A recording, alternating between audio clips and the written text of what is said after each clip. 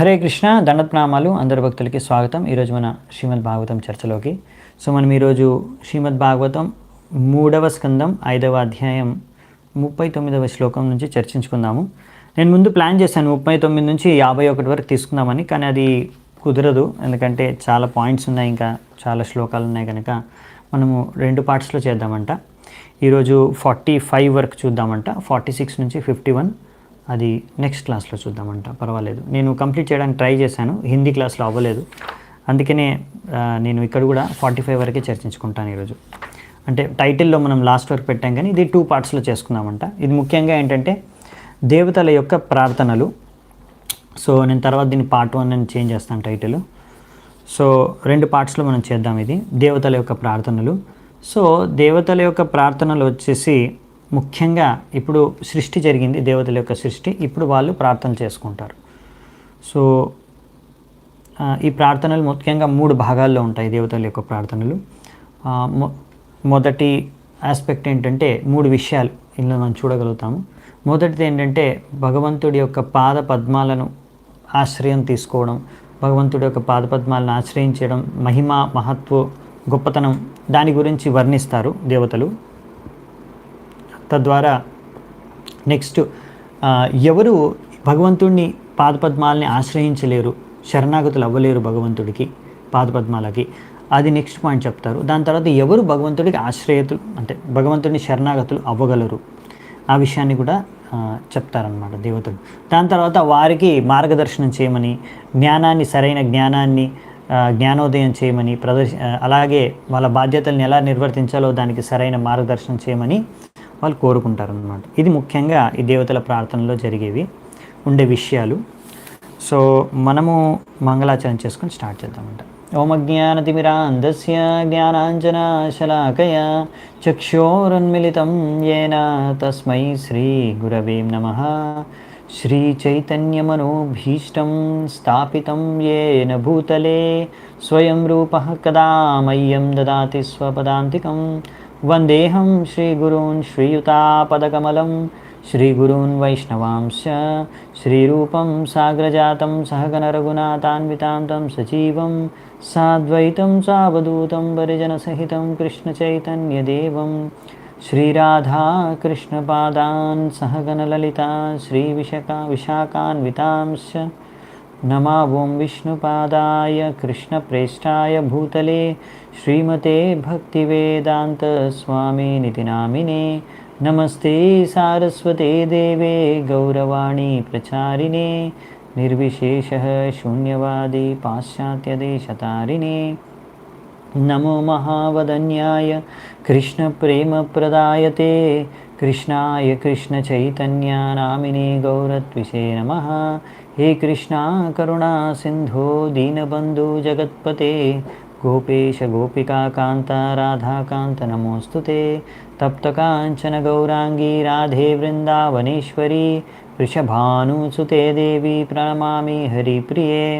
नीलाचल निवासाय नित्याय परमात्मने बलभद्र सुभद्राभ्यां जगन्नाथाय ते नमः. वाञ्छाकल्पतरुभ्यश्च कृपा सिन्धुभ्य एव च पतितानां पावनेभ्यो वैष्णवेभ्यो नमो नमः.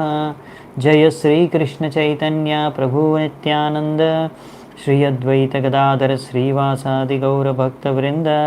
हरे कृष्णा कृष्ण कृष्ण हरे हरे, हरे राम राम राम हरे हरे. हरे कृष्ण.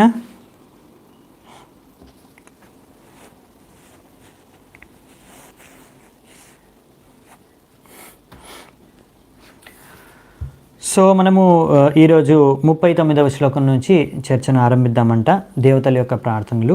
ఈరోజు ఎంతో మంచి పర్వదినము. ఈరోజు ఏకాదశి మరియు ఇది పురుషోత్తమ మాసం. చాలా ఆస్పిషియస్ డే. దేవా ఉచుహు నమామతే దేవపదారవిందం ప్రపన్నతాపోపశమాతపత్రం యన్మూలకేతాయతయోంజసోరు సంసార దుఃఖం బహిరుక్షిపంతి. దేవతలు ఏం ప్రార్థిస్తున్నారు అంటే, మొదటిది మీ యొక్క పాద పద్మాలు ఒక అంబ్రెల్లా, అంటే ఛత్రి, ఏమంటాం తెలుగులో, ఛత్రి అంటామా, ఓకే, ఇక్కడ ఏంటంటే తాపోపశమాత పత్రం, ఇది మీ యొక్క అంబ్రెల్లా వంటివి అన్నమాట. మీ యొక్క పాదపద్మాలు, అందులో ఎవరైతే శరణం తీసుకుంటారో వారికి ఎలాగైతే అంబ్రెల్లా మనం పెట్టుకుంటే వర్షం నుంచి మనకు ముక్తి కలుగుతుందో తగలకుండా, అలాగే మనం భగవంతుడి యొక్క చరణాలను ఆశ్రయిస్తే మనకి తాపాల నుంచి ముక్తి కలుగుతుందన్నమాట. గొడుగు థ్యాంక్ యూ. ఓకే, సో ఇక్కడ పాదపద్మాలని, భగవంతుడి పాదపద్మాలని గొడుగుతో ఇక్కడ కంపేర్ చేస్తున్నారనమాట. అందుకనే చాలామంది మహా ఋషులు వాళ్ళందరూ కూడా భగవంతుడి యొక్క పాదపద్మాలని ఆశ్రయిస్తారు. తద్వారా ఎన్ని రకాల తాపాలనైనా సరే, ఈ భౌతిక ప్రపంచంలోని అన్ని తాపాల నుంచి వాళ్ళు ఉపశమనాన్ని వాళ్ళకి దక్కుతుందన్నమాట. తాపోపశమనాత పత్రం అదనమాట ప్రపన్న. అందుకే వాళ్ళు శరణాగతులు అవుతారు భగవంతుడికి. అందుకే మేము కూడా మీకు ప్రణామాలు అర్పించుకుంటున్నాము అనేసి ఇక్కడ చెప్తున్నారనమాట. సో ఇలా భక్తులు భగవంతుడి శరణాగతి అవుతారు. ఎంతోమంది ఋషులు కూడా భగవంతుడికి శరణాగతులు అవుతారు. తద్వారా ఈ భౌతిక జగత్తులో ఉన్న తాపాల నుంచి వాళ్ళు ముక్తులు అవ్వగలరు అని దేవతలు చెప్తూ భగవంతుడి యొక్క పాదపద్మాలని శరణం తీసుకోవడం యొక్క గొప్పతనాన్ని వర్ణిస్తూ ఆయనకి ప్రణామాలు అర్పించుకుంటున్నారనమాట. ఇది ముఖ్యంగా ఇందులో మనం చూసేది ఫస్ట్ సెక్షన్లో ఇదే అనమాట. భగవంతుడి యొక్క పాదపద్మాలని శరణం తీసుకోవడం అది ఎంత ఇంపార్టెంట్, అంటే దాని అర్థం ఏంటి, అది ఎలా మనకు అర్థమవుతుంది మనం భగవంతుడి పాదపద్మాలని శరణం తీసుకుంటున్నాం సరిగ్గా అని. సో మరి ఎవరైతే భగవంతుడి పాదపద్మాలని శరణం తీసుకోలేదో ఈ భౌతిక ప్రపంచంలో ఉంటున్నారో, మరి వాళ్ళకి భౌతిక ప్రపంచంలో ఉండే క్లేశాలు తాపాల నుంచి వాళ్ళు బయటపడడం అనేది చాలా కష్టం అన్నమాట. వాళ్ళు దాని నుంచి ముక్తి పొందలేరన్నమాట. సో నెక్స్ట్ శ్లోకం చూద్దామంట. ధాతర్యదస్మిన్ భవ ఈశ జీవస్ తాపత్రయేనాభిహతాన శర్మ ఆత్మన్ లభంతే భగవంస్తవాంగ్రీ ఛాయాం సవిద్యాం అత ఆశ్రయేమ. సో ఇక్కడ ఏం చెప్తున్నారంటే, ఆయన వాళ్ళని ధాత, మీరే మా ధాత అంటే మా పిత, అటువంటి భగవంతుడిని అలా ఉల్లేఖిస్తూ ఇక్కడ ఏం చెప్తున్నారంటే, ఈ యొక్క భౌతిక ప్రపంచంలో ఏ జీవాత్మలైనా సరే ఎప్పుడు కానీ ఆనందాన్ని, సంపూర్ణంగా శాశ్వత ఆనందాన్ని, అసలైన ఆనందాన్ని వాళ్ళు అనుభవించలేరు. ఎందుకంటే ఎప్పటికీ వాళ్ళకి 3 తాపాలు ఉంటాయి. 3 తాపాలు ఉండడం కారణంగా వీళ్ళు ఎప్పుడు ఈ యొక్క 3 తాపాల కారణంగా వాళ్ళు ఎప్పుడు సరైన ఆనందాన్ని, అసలైన ఆనందాన్ని అనుభవించలేరు. అందుకనే వాళ్ళందరూ ఎవరైతే మీ యొక్క therefore the take shelter of the shade of your lotus feet, మీ యొక్క పాదపద్మాలని ఆశ్రయించుకుంటారు. తద్వారా, ఎందుకంటే మీ పాదపద్మాలు ఏంటంటే ఛాయ, మీ పాదపద్మాల యొక్క ఛాయలో ఉంటే సవిద్యాం అత ఆశ్రయేమ. సో మొత్తం జ్ఞానం అనేది కూడా వాళ్ళకు లభిస్తుంది. తద్వారా ఏంటంటే ఇక్కడ ఇప్పుడు ఇక్కడ ముందు చెప్పారు, ఫస్ట్లో ఏం చెప్పారు మనకు, ఫస్ట్ శ్లోకంలో ముందు చూసాం, దీనికన్నా ముందు మీ యొక్క పాదపద్మాలని ఆశ్రయించుకుంటే అన్ని తాపాల నుంచి మేము ముక్తులం అవగలుగుతామని. ఇక్కడ కూడా అదే విషయం చెప్తున్నారు. ఒకవేళ మీ పాదపద్మాలను ఆశ్రయించుకోకపోతే మనం ఈ తాపాల నుంచి ముక్తి పొందలేము అని. మరియు మీ పాదపద్మాలను ఆశ్రయించుకుంటే ఎలా ముక్తి పొందుతున్నాము, ఎందుకంటే సవిద్యాం, కావాల్సిన జ్ఞానం అంతా మనకు లభిస్తుంది. అంటే ఇక్కడ జ్ఞానానికి మన తాపాల నుంచి ముక్తి లభించడానికి ఒక కనెక్షన్ ఉందన్నమాట. అది ఇక్కడ తెలియజేస్తున్నారు. ఈ తాపాలంటే ఏవి అంటే 3 తాపాలు ఉంటాయి కదా, 3 క్లేశాలు: ఆధ్యాత్మిక క్లేశ, ఆదిభౌతిక క్లేశ, ఆదిదైవిక క్లేశ. ఇవి ముందు కూడా ఒకసారి చర్చించుకున్నాం మనం. సో వాటి గురించి ఇప్పుడు నేను డిస్కస్ చేయను. సో వీటన్నిటి నుంచి కూడా మనం ముక్తి లభిస్తుందంట. సో ఇక్కడ మనకు ఒక స్టేట్మెంట్ ఉంది, ప్రభుపాల్ ద్వారా ఒక పారాగ్రాఫ్ ఉంది. మొత్తం పారాగ్రాఫ్ చాలా ఇంపార్టెంట్, ఎందుకంటే ఇది మనకు సరిగ్గా అర్థం చేసుకుంటే అసలు భక్తి అంటే ఏమిటి, అసలు భక్తి మార్గంలో మనం ఉండి మనం ఎలా భౌతిక తాపాల నుంచి, భౌతిక ప్రాబ్లమ్స్, సఫరింగ్, మెయిన్గా ఏంటంటే ఇప్పుడు మరి మనం భక్తి చేసుకున్నంత మాత్రం జన్మముత్తు జరావ్యాధి ఉండదా, లేకపోతే ఆధ్యాత్మిక క్లేశ, ఆదిభౌతిక క్లేశ, ఆదిదైవిక క్లేశాలు జరగవా? జరుగుతాయి. భూకంపం రాదా? వస్తుంది. భూకంపం వచ్చినప్పుడు భక్తులు, అభక్తులు ఇద్దరికీ భూకంపం తెలుస్తుంది. సో అలా అంటే మరి ఇవన్నీ ఉంటే మరి ఎలా ముక్తి చెందుతారు, ముక్తి కలుగుతుంది మనకి, మనము వీటి ద్వారా మనకు ముక్తి ఎలా కలుగుతుందంటే వీటి ద్వారా మనము ఏమాత్రం దుఃఖానికి లోను కాం, ప్రభావితం కాం. ఇవేవి మనను దుఃఖానికి లోను చెయ్యలేవు. రావచ్చు అవి జన్మ మృత్యు జరా వ్యాధి రావచ్చు, కావచ్చు, ఆధ్యాత్మిక క్లేశ, ఆదిభౌతిక క్లేశ, ఆది దైవిక క్లేశ, అన్ని క్లేశాలు రావచ్చు. కానీ మీరు దాని ద్వారా దుఃఖాన్ని అనుభవించరు. అంటే ఇప్పుడు ఒక స్టేట్మెంట్ ఉంది, ఇంకో దగ్గర వస్తుంది. సో పెయిన్ ఈజ్ కంపల్సరీ కానీ సఫరింగ్ ఈజ్ ఆప్షనల్. అంటే మీకు దెబ్బ తగలొచ్చు, కానీ మీరు బాధపడుతున్నారా లేదా అనే విషయం సపరేట్ అన్నమాట. మీకు ఒకసారి దెబ్బ తగిలిన బాధ కలగకపోవచ్చు, ఒక్కొక్కసారి దెబ్బ తలగగానే బాధ కలగవచ్చు. సో కంపల్సరీ బాధ కలగాలని గ్యారెంటీ లేదనమాట. అది దేని మీద ఆధారపడి అంటే జ్ఞానం అనే ఒక ఎలిమెంట్ ఉంది, దాని మీద చాలా ఆధారపడి ఉంటుంది అనమాట. మీ యొక్క చేతన ఎలా ఉంటుంది దాన్ని బట్టి. సో ఈ స్టేట్మెంట్ ఏంటంటే the argument that unless one has proper knowledge one cannot be ఫ్రీడ్ from material miseries is undoubtedly true. అంటే ఎవరికైతే సరైన జ్ఞానము లేదో అప్పటి వరకు వాళ్ళు భౌతిక మెటీరియల్ మిజరీస్, ఈ భౌతిక క్లేశాలు కష్టాల నుంచి వాళ్ళు ఎప్పటికైనా సరే ముక్తులు కాలేరు.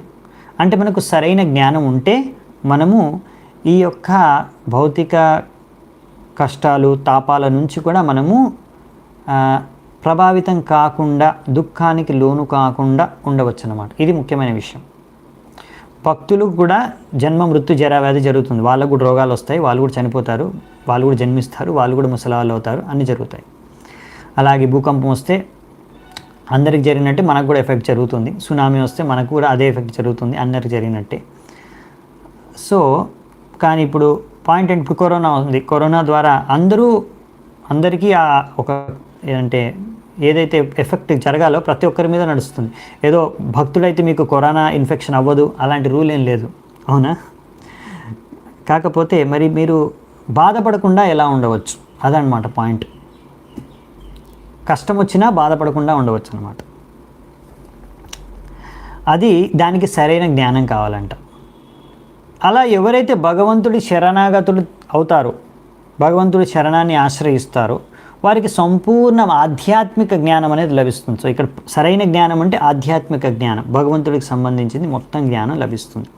తద్వారా ఏంటంటే ఈ ఆధ్యాత్మిక జ్ఞానం లభించడం ద్వారా ఇంకా భగవంతుడిని సంపూర్ణంగా ఆశ్రయించడం ద్వారా ఆటోమేటిక్గా అది లభిస్తుంది. సపరేట్గా ఇంకేం చేయాల్సిన అవసరం లేదు. మనం భక్తి మార్గాన్ని అనుసరించి చేస్తే మనం ఈ భక్తి మార్గంలో ఇప్పుడు ఇదేంటి మనం చేసేది, భాగవతాన్ని చదువుకుంటున్నాం, భగవద్గీత చదువుకుంటాం, ఇలా సరైన ఆధ్యాత్మిక జ్ఞానాన్ని మనం పొందుతున్నాం భక్తి మార్గంలో. ఎందుకంటే భక్తి మార్గం మనకి స్టార్ట్ అయ్యేదే శ్రవణం కీర్తనం కదా. శ్రవణం అంటే వినడం, ఆ వినడంలో ఏం వింటున్నాం, ఆధ్యాత్మిక జ్ఞానం భగవంతుడి గురించి వింటున్నాం కదా. భగవంతుడి యొక్క బోధనలు శిక్షణలను కూడా వింటాం.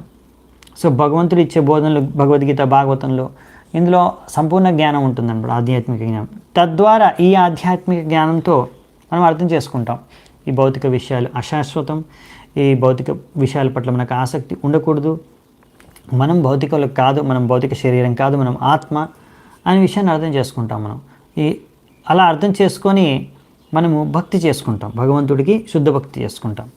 సో ఇక్కడ మరి అలా ఈ సరైన జ్ఞానంతో మనం సరిగ్గా భక్తి చేసుకుంటే అప్పుడు మనము ఈ యొక్క భౌతిక కష్టాలతో బాధపడకుండా ఉండగలమంట. వాసుదేవే భగవతి భక్తి యోగ ప్రయోజిత జనయత్యాశు వైరాగ్యం జ్ఞానం చ యదహైతుకం. సో ఈ విషయము దీని తర్వాత నెక్స్ట్ శ్లోకాల్లో కూడా వస్తుంది, కానీ తాత్పర్యంలో కూడా ప్రభుపాల్ వారి ఈ శ్లోకాన్ని ఇచ్చారు, ఎందుకంటే దీని కనెక్టెడ్ కనుక. సో ఎవరైతే భగవంతుడి వాసుదేవుడికి ఎప్పుడైతే మనం శుద్ధ భక్తి చేసుకుంటామో దాని ప్రయోజనం ఏంటి అంటే మనకు జనయత్యాసు వైరాగ్యం జ్ఞానం చ హైతుకం. మనకి రెండు వస్తాయి, ఒకటి ఏంటంటే జ్ఞానం, ఇంకోటి వైరాగ్యం, రెండు ఉత్పన్నమవుతాయి. సో జ్ఞానము వైరాగ్యం అనేది మనం సరిగ్గా భగవంతుడికి భక్తి చేసుకుంటే సహజంగా ఉత్పన్నమయ్యే విషయాలు అన్నమాట. అంటే సపరేట్గా మనము ఏదో భక్తి చేసుకోవడానికి మనం ఎలాగైతే శ్రవణం కీర్తనం చేస్తున్నామో సరిపోతుంది, మనం భగవద్గీత భాగవతం చదువుకుంటాం సరిపోతుంది. ఇంకా మళ్ళీ ఏదో వేరే జ్ఞానాన్ని సంపాదించుకోవడానికి ఏం ప్రయాసం చేయాల్సిన అవసరం లేదు. మన భక్తి శాస్త్రాలు ఉన్నాయి, వేదిక గ్రంథాలు సరిపోతుంది మనకి. అలాగే అలా ఇది వైరాగ్యం మరి ఎలా మనం భౌతిక ఆసక్తుల్ని తగ్గించుకోవాలి అనే దాని గురించి మళ్ళీ సపరేట్గా మనం ఏం చేయాల్సిన అవసరం లేదు. ఈ జ్ఞానాన్ని, ఆధ్యాత్మిక జ్ఞానాన్ని సరిగ్గా అర్థం చేసుకుంటే ఆటోమేటిక్గా మనకి అర్థమైపోతుంది. అరే అసలైన విషయం మనం భగవంతుడు భక్తి చేసుకొని భగవద్ధామానికి వెళ్ళిపోవాలి, ఇక్కడ ఉండాలి కాదు, ఇక్కడ సెటిల్ అవ్వాల్సింది కాదు మనము భౌతిక ప్రపంచంలో. సో ఇక్కడైనా ఇది అంతా అశాశ్వతం, ఎలాగో ఎప్పుడో ఊడేదే ఎప్పుడో చచ్చేదే అంతా. సో అటువంటి దానికోసం మనం ఒకరోజు ఊడుతుంది, ఒకరోజు చచ్చిపోతుంది. సో అటువంటి శరీరం కోసం కానీ, అటువంటి బంధాల కోసం కానీ, అటువంటి వస్తువుల కోసం కానీ, అటువంటి సంపద కోసం కానీ, అటువంటి పేరు ప్రఖ్యాతలు, ప్రతిష్ట, పరువు, అహంకారం ఇవన్నీ కోసం కూడా మనం ఎక్కువగా బాధపడవలసిన అవసరం లేదు. సో ఎవరో ఒకరు మృతి చెందుతారు. సో మనకు అర్థం చేసుకోవాల్సింది ఏంటంటే, మనం వాళ్ళు చనిపోయారు, వాళ్ళు మరి చనిపోతే మనం ఆలోచించాల్సింది ఏంటంటే, అరే వాడు మరి భక్తి చేసుకుంటూ భగవద్ధామానికి వెళ్ళిపోయేవాడు, మంచిది. కానీ భక్తి చేసుకోకపోతే ఏదో ఒకటి మరి వాడి భగవద్ధామానికి అట్లీస్ట్ మా ఆత్మ ఏదో ఒకటి లాభం వచ్చే విధంగా ఏదో ఒక కార్యం చేయడానికి ప్రయత్నించాలి. సో ముఖ్యంగా ఏంటంటే, మనము ఈ భౌతిక శరీరం అనేది శాశ్వతం కాదు, భౌతిక జగత్తే ఒకరోజు నశించిపోతుంది. కనుక ఆ విషయాన్ని అర్థం చేసుకొని వాటి గురించి బాధపడకుండా ఉండడం అన్నమాట. అవి జరిగినప్పుడు కూడా, అంటే ఎవరైనా చచ్చిపోయినప్పుడు కూడా మనకు ఆ బాధ అనేది కలుగుతుంది. మనకు ఆధ్యాత్మిక స్థాయిలో బాధ ఏంటంటే, అరే మనకు వారి యొక్క సాంగత్యాన్ని, ఒకవేళ భక్తులైతే వారి యొక్క సాంగత్యాన్ని మనం కోల్పోయామని. ఒకవేళ అభక్తులైతే మన బాధ ఏంటంటే, అరే వాడు భక్తి మార్గంలో రాకముందే చచ్చిపోయాడు, ఎక్కడ వెళ్ళాడో తెలియదు మనకి ఇప్పుడు. మన బాధ అది.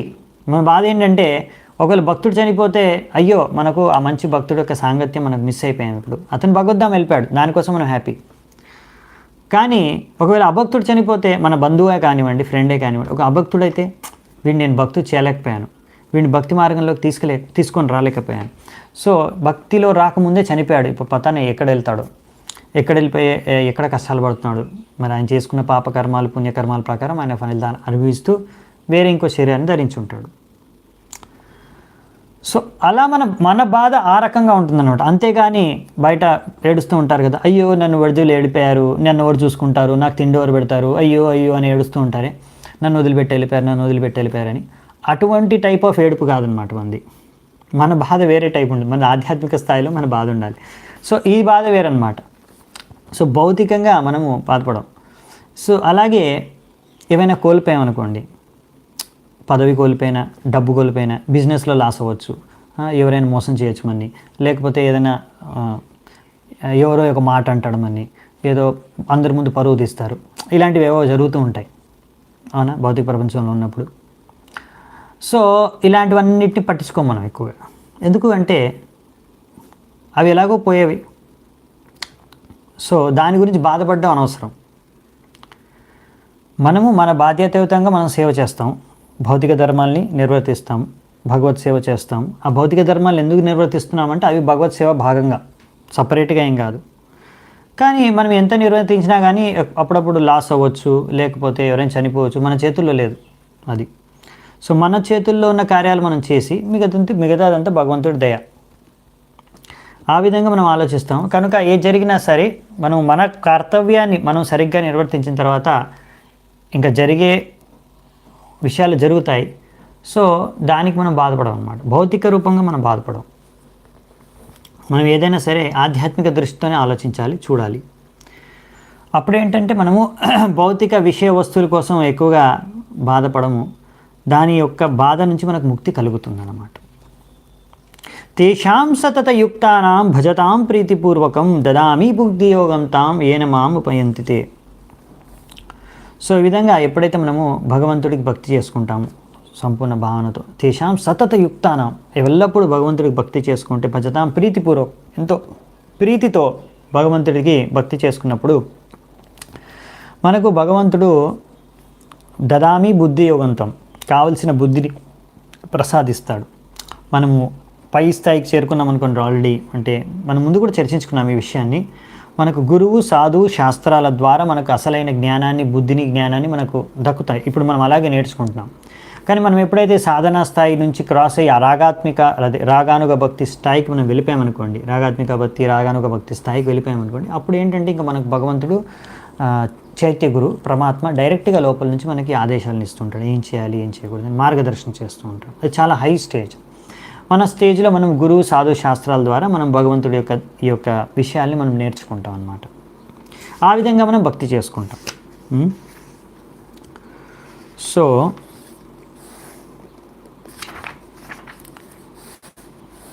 నెక్స్ట్ శ్లోకాలు చూద్దామంట. మార్గంతియత్తే ముఖ పద్మనీఢైస్ ఛందస్సు పర్ణైర్షయో వివిక్తే యస్యాగమశోదశరిద్వరాయ పదం పదం తీర్థపద ప్రపన్నా. సో ఇక్కడ ఏం చెప్పారంటే నెక్స్ట్ భగవంతుడి యొక్క పాద పద్మాలు అవి అన్ని తీర్థస్థలాలు ఆయన పాదపద్మాల్లోనే దగ్గరే ఉన్నాయి, శరణాగతమై ఉన్నాయి. సో అందుకనే ఎవరైతే సరైన తెలివి, సరైన విజ్ఞానం, అన్ని వేదశాస్త్రాలు తెలిసిన ఎవరైతే గొప్ప గొప్ప ఋషులు ఉంటారో వారు భగవంతుడి యొక్క పాదపద్మాల్ని ఆశ్రయిస్తారు. వారి యొక్క జీవితంలో ప్రతి క్షణం వాళ్ళు భగవంతుడికి ఆశ్రయం, భగవంతుడి శరణాన్ని తీసుకుంటారు. ఎలాగా అంటే గంగలో స్నానం చేసి, ఎలా గంగా మీకు తెలుసు కదా, భగవంతుడి చరణాల నుంచి తాకి వచ్చింది కనుకనే అది పవిత్రం అని అన్ని రకాల పాపాల నుంచి తొలగించగలదు. అందుకే ఆ విధంగా గంగలో స్నానం చేసి కూడా మనం భగవంతుడి చరణ ఆశ్రయాన్ని గ్రహించవచ్చు. సో అలా కొంతమంది, అలా ఎంతోమంది భగవంతుడికి శరణాగతులు సంపూర్ణంగా ప్రతి క్షణం కూడా భగవంతుడికి శరణాగతులు అవుతారు. ఒక ఉదాహరణకి ఇలా గంగలో స్నానం చేసి కూడా. సో ఇదన్నమాట. అంటే వేదిక జ్ఞానాన్ని ఎవరైనా సంపూర్ణంగా అర్థం చేసుకున్నారు అంటే వాళ్ళు భగవంతుడికి శరణాగతులు అవుతారు. ఎందుకంటే అక్కడే అంతా మనకు, దాని ద్వారా మనకు అసలైన అభయం లభిస్తుందని మనకు తర్వాత కూడా వస్తుంది. సో అదే మనకు భగవద్గీతలో కూడా సారం ఇచ్చారు.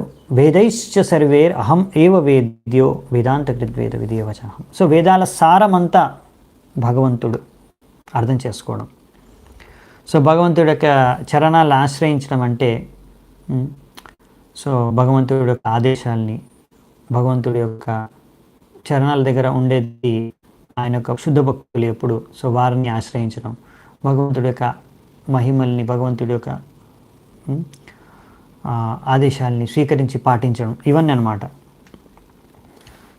ఎందుకంటే మనము మన సరస్సుని భగవంతుడి చరణాల దగ్గర పెట్టేసామంటే ఇంకా మనం మనము అంటే శరణాగతులు అవుతున్నామంటే మనం స్వీకరిస్తున్నాం భగవంతుడు మనకన్నా గొప్ప, ఆయన ఏం చెప్తే మనం అది పాలిస్తున్నామని, అలా అన్నమాట. సో భగవంతుడికి శరణాగతులు అవ్వడం అంటే భగవంతుడి చరణాలని ఆశ్రయించడం అంటే ఇలా అన్నమాట. సో భగవంతుడి యొక్క ఆదేశాన్ని వినడం, భగవంతుడి గురించి వినడం, తద్వారా ఏమవుతుందంటే మనకి సరైన జ్ఞానం అనేది లభిస్తుంది. తద్వారా వైరాగ్యం అనేది ఉత్పన్నమవుతుంది. అవి మెల్లిగా నెక్స్ట్ శ్లోకంలో కూడా ఎక్స్ప్లెయిన్ చేస్తారు. సో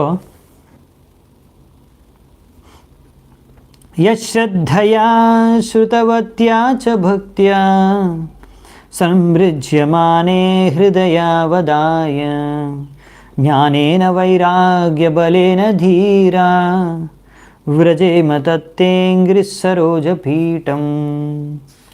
సో అది ఇక్కడ చెప్పాం కదా, వినడం, భగవంతుడిని శరణాగతులు అవడం, భగవంతుడి చరణాలని ఆశ్రయించడం అంటే ఫస్ట్ భగవంతుడి గురించి విని, యత్ శ్రద్ధయా శ్రుతవాత్యా చ భక్త్యా, ఒక భక్తుడు శ్రద్ధతో భగవంతుడి గురించి విని, ఆ తర్వాత హృదయంలో భగవంతుడి గురించి ఆ విధంగా విన్నదే ధ్యానం చేసుకోవడం ఎల్లప్పుడూ హృదయంతో.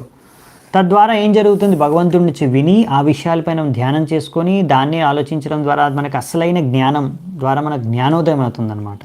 ఆ జ్ఞానోదయం, అసలైన జ్ఞానోదయం ఎప్పుడైతే అవుతుందో మనకి అసలైన వైరాగ్యం అనేది వస్తుంది.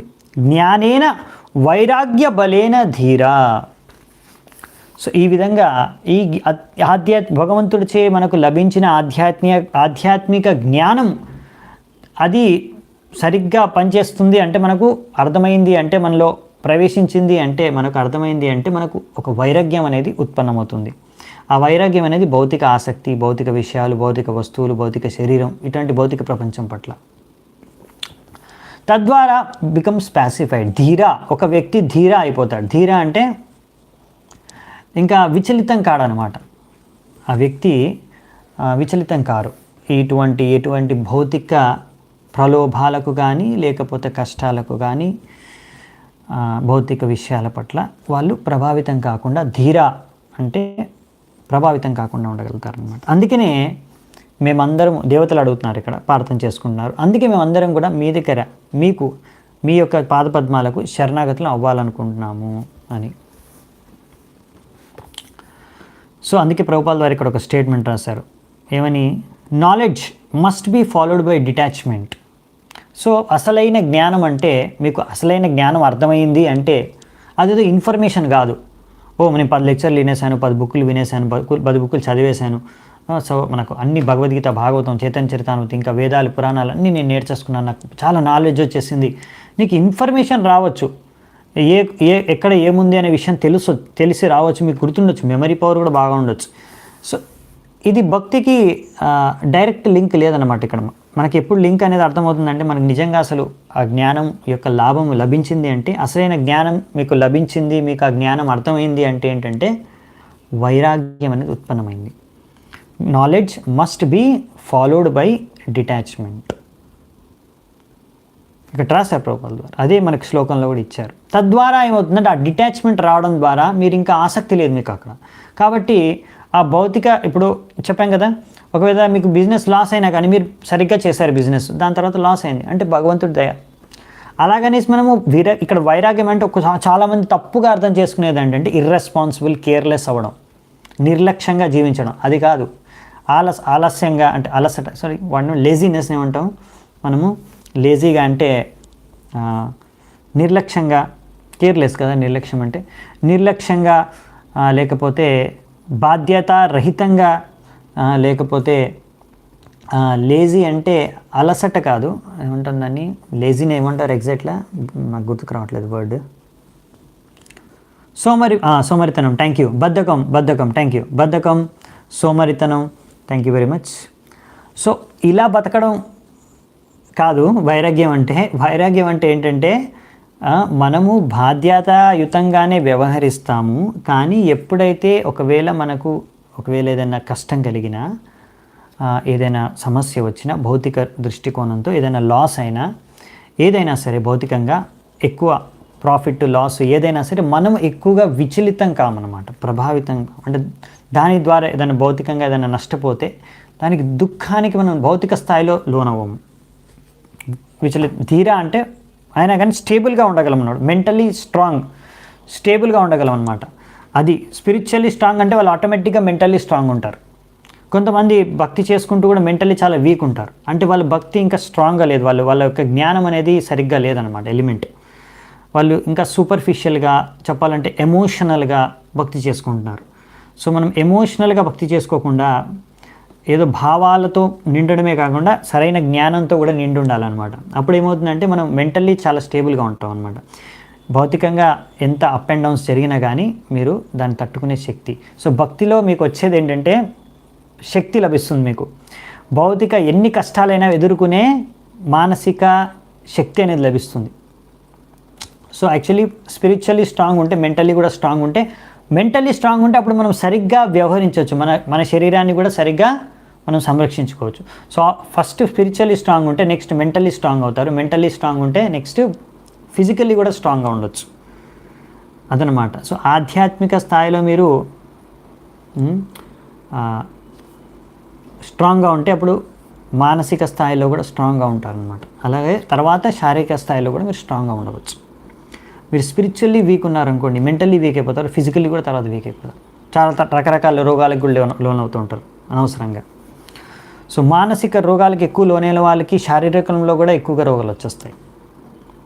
చాలా లింక్ ఉన్నాయి వాటన్నిటికీ. సో ఇలా స్పిరిచువల్ మెటీరియల్ లింక్ ఉంది ఒక విధంగా చెప్పాలంటే. అయినా కానీ మీరు ఎంత చేసుకున్నా కానీ భౌతిక జగత్ అంటే జన్మ మృత్యు జరా వ్యాధి దుఃఖ దోషాను దర్శనం ఉంటుంది కాబట్టి ఆ దర్శనం మీరు చేసుకోవాలి. అలా దుఃఖాలని దర్శనం చేసుకున్నా కానీ ప్రభావితం కాకుండా ఉండగలిగితే ఉండగలిగే శక్తి లభించిందంటే మీకు భక్తిలో మీరు బాగా ప్రగతి సాధించారనమాట. సో చెప్పాను కదా, వైరాగ్యం అంటే బాధ్యత రహితంగా ఉండడం కాదు, బాధ్యతాయుతంగా వ్యవహరించిన తర్వాత కూడా మనకు భౌతిక ప్రపంచంలో కొన్ని లాసెస్, నష్టాలు జరగవచ్చు అని తెలిసి దాన్ని తట్టుకునే శక్తి, అదనమాట సరైన వైరాగ్యం అంటే.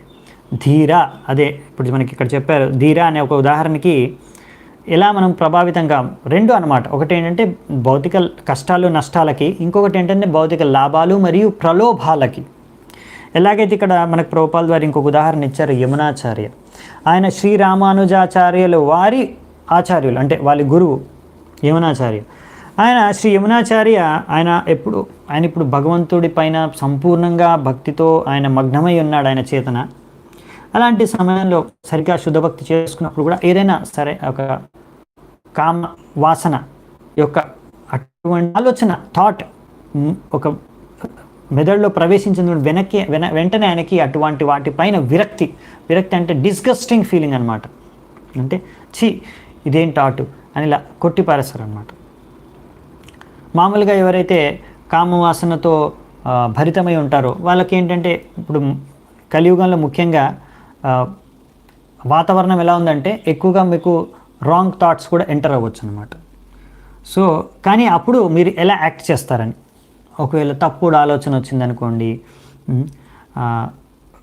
ఇలా, అప్పుడు మరి దానిపైన మీరు దాన్ని అనేసి దాన్ని పట్టించుకోకుండా వదిలేయడం, లేకపోతే దాన్ని వదిలేసి మీరు భక్తి చేసుకుంటారా, లేకపోతే చాలా మంచి ఇంద్రియాలని భోగించుకోవచ్చు అనేసి మనసులో మీరు ఇంద్రియాలని భోగించుకుంటూ ఉంటారా? సో ఈ విషయం అన్నమాట point.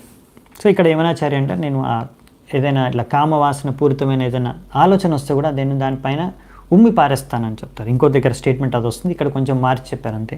Same thing, disgusting feeling. I at once feel disgust. ఏదైనా తప్పుడు ఆలోచన వచ్చినా కానీ దానిపై వ్యతిరేక భావన అనేది వెంటనే ఉత్పన్నమవుతుంది నాలో. ఎందుకంటే ఇప్పుడు నేను కృష్ణుడి పైన సంపూర్ణంగా మగ్నమై భక్తి చేసుకుంటున్నాను కనుక. సో ఇదంతా ఎలా జరుగుతుంది అంటే చెప్పాను కదా, ఫస్ట్ వినడం నుంచే స్టార్ట్ అవుతుంది మన భక్తి మార్గం. So such a bonafide spiritual master is accepted. So ఆ విధంగా మనం ఏంటంటే, అందుకనే భగవంతుడి గురించి గురువు దగ్గర విని దీక్ష తీసుకొని, తద్వారా ఏంటంటే అసలైన లాభం ఏంటంటే the improvement in knowledge and detachment. ఇది మనము అసలైన లాభాన్ని మనం అనుభవించవచ్చు అంట. మనకు ఆధ్యాత్మిక జ్ఞానం మనకు పెరుగుతుంది. ఇంకా అలాగే ఇంకా ఇదేంటి డిటాచ్మెంట్ కూడా మనకి భౌతిక విషయ వస్తువుల పట్ల ఆసక్తి అనేది తగ్గిపోతుంది అలా అన్నమాట. సో మనం ఏంటంటే ఇక్కడ వైరాగ్యం అంటే అది ఆసక్తి తగ్గించుకోవడం, అంతేకాని ముందే చెప్పాను కదా, బాధ్యత రహితంగా కానీ సోమరితనంగా కానీ నిర్లక్ష్యంగా మారడం కాదు వ్యక్తి. సో ఆయన చేసే కార్యాల్లో ఇప్పుడు ఎంతో బాధ్యతాయుతంగా వ్యవహరించాలి, కానీ మనము భగవంతుడి కోసం చేస్తామన్నమాట, భగవంతుడి సంతుష్టి కోసం. అలా విశ్వస్య జన్మ స్థితి సంయమార్తే కృతావతారస్య పదాంబుజం తే వ్రజేమ సర్వే శరణం యదీశ స్మృతం ప్రయచ్చత్యభయం స్వపుంసాం. ఇక్కడ ఏం చెప్తున్నారంటే, ఇప్పుడు ఈ శ్లోకంతో ఎండ్ చేస్తున్నారన్నమాట, భగవంతుడికి పాదపద్మాలకు శరణం చేసుకునే అనే కాన్సెప్ట్ని. సో ఇక్కడ ఏం చెప్తున్నారంటే, యు అజ్యూమ్ ఇన్కార్నేషన్స్ ఫర్ మీరు భగవంతుడిని అంటున్నారు, మీరు పాలన పోషణ ఇవన్నీ చేయడానికి భౌతిక ప్రపంచంలో ఎన్నో అవతారాలని మీరు దాలుస్తారు. తద్వారా మీరు ఈ యొక్క భౌతిక సృష్టి పాలన రచన ఇవన్నీ చేస్తూ ఉన్నారు, అలాగే తర్వాత సంహారం కూడా. సో అందుకనే మేము మీ యొక్క చరణాలని ఆశ్రయించుతున్నాము, మేమందరం కూడా మీ యొక్క చరణాల పట్ల శరణాగతులం అవుతున్నాము. ఎందుకంటే తద్వారా మాకు మీ చరణాలను ఆశ్రయించడం ద్వారా మాకు సరైన జ్ఞానోదయం మరియు అభయం లభిస్తుంది. స్మృతం ప్రయచ్చత్యభయం స్వపుంసాం. సరైన స్మృతి మరియు అభయం మాకు లభిస్తుంది. సో ముఖ్యంగా పాలన చేయడానికి, పోషణ చేయడానికి ముఖ్యంగా భగవంతుడు 3 గుణావతారాలు, బ్రహ్మ విష్ణు శివుగా మహేశ్వరుడుగా కూడా ఈ యొక్క సృష్టి పాలన చేస్తారు. సో ముఖ్యంగా మనుషులు, వ్యక్తులు, ప్రజలు ఎవరైతే ఎక్కువగా సత్వగుణంలో ఉంటారో, అంటే సత్వగుణం చేత ప్రభావితమై ఉంటారో వాళ్ళు విష్ణువుని పూజిస్తారు.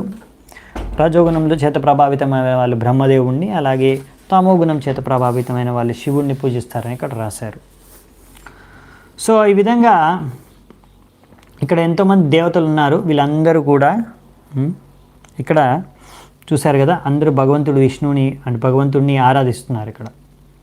సో బ్రహ్మ శివ ఇద్దరు కూడా బ్రహ్మదేవుడు శివుడు కూడా భగవంతుడు విష్ణువుని కృష్ణుడిని ఆరాధిస్తారు. ఆ విషయాలు మనం చూసాం ముందు కూడా. బ్రహ్మ సంహిత ప్రేయర్స్ ఉన్నాయి, రుద్రగీతం ప్రేయర్స్ ఉన్నాయి. ఇవన్నీ ప్రేయర్స్ మనకి భాగవతంలో ఇంకా వేరే శాస్త్రాల్లో కూడా ఉన్నాయి. సో ఆ విధంగా అందుకనే వీళ్ళందరినీ కూడా మనం దేవతలుగానే పరిగణిస్తాం అన్నమాట. ఆ విషయాన్ని అర్థం చేసుకోవాలి. యత్సానుబంధే సతి దేహగేహే మమాహమిత్యూఢ దురాగ్రహాణం పుంసాం సుదూరం వసతోపి పూర్యాం భజేమ తత్తే భగవన్ పదాబ్జం. సో నెక్స్ట్ ఇప్పుడు పాయింట్ ఏం చెప్తున్నారంటే, మరి ఎవరు భగవంతుడికి శరణాగతులు అవ్వలేరు, ఇదన్నమాట ఇక్కడ పాయింట్. ఎవరు, ఇదే పాయింట్ మనం చర్చించుకున్నాం కదా, ఎవరైతే ఇంకా బాగా భౌతిక ఆసక్తులతో మునిగి ఉన్నారో, భౌతిక విషయాల పట్ల కానీ, వస్తువుల పట్ల కానీ, శరీరం పట్ల కానీ, ముఖ్యంగా ఎలా తెలుస్తుందంటే మై ఇక్కడ మమాహం ఇత్యూద దేహ గేహే, వాళ్ళ దేహం పట్ల గేహం పట్ల. సో మాహ మమ అంటే నేను నాది అనే ఆలోచన, అదే చేతనతోనే జీవిస్తున్నారు కదా. నా వాళ్ళు, నేను, నాది, ఇది నా ప్రాంతం, ఇది నా ప్రజలు, లేకపోతే ఇది నా పరువు, నా ప్రతిష్ట, ఇది నా సంపద, ఇది నాది, అలా నేను నాది అని జీవించే వాళ్ళు ఏంటంటే ఇంకెప్పుడు భగవంతుడిని వాళ్ళు దర్శించుకోలేరు, భగవంతుడికి శరణాగతులు అవ్వలేరు వాళ్ళు. సో కానీ మేము మాత్రం మీకు శరణాగతులు అవ్వాలనుకుంటున్నాము అని చెప్తున్నారు ఇక్కడ. సో ఇక్కడ దేవతలందరూ కూడా భగవంతుడు ఒక భక్తులే, ముందు కూడా మనం చర్చించుకున్నాం. సో ఈ కలియుగంలో మరి ఎలా మనం ఈ భౌతిక బంధనాల నుంచి బయటపడి భగవంతుడికి శరణాగతులు అవ్వగలము అంటే కృష్ణ కథ ఒకటే మార్గం. మనకి కలియుగంలో ఇదే మార్గం, శ్రవణం కీర్తనం. సో శ్రవణం నుంచి స్టార్ట్ అవుతుంది, తద్వారానే మనకు అన్నీ స్టార్ట్ అయ్యేది భక్తిలో. ఇంకా చెప్పాలంటే ప్రభుపాల్ ద్వారా ఒక స్టేట్మెంట్ రాస్తారు ఇక్కడ. అందుకనే మనము therefore people should be trained to hear only Krishna katha by all means in order to get relief from all miseries. అన్ని భౌతిక సమస్యల నుంచి, భౌతిక కష్టాల నుంచి, భౌతిక తాపాల నుంచి విముక్తి లభించాలంటే ఒకటే మార్గం, కృష్ణ కథ వినడం. అందుకే అందరికీ ట్రైనింగ్ ఇవ్వాలి, కృష్ణ కథ వినడానికి. సో అదనమాట. ఎందుకంటే వేరే వేరే విషయాలు వినడానికి చాలా ఇంట్రెస్ట్ ఉంటుంది కదా. సో మరి మనకు సమయం అయిపోయింది, 44 వరకు మనం చూసాము.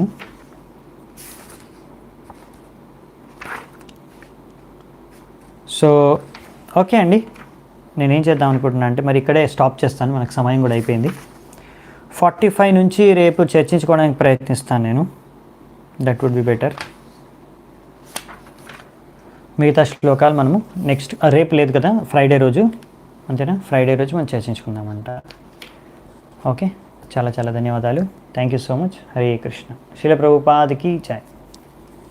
ग्रंथराज श्रीमद् भागवतम की जय. समवेत गौर भक्त वृंद की जय. निताय गौर सीतानाथ प्रेमानंदे. हरि हरि बोल.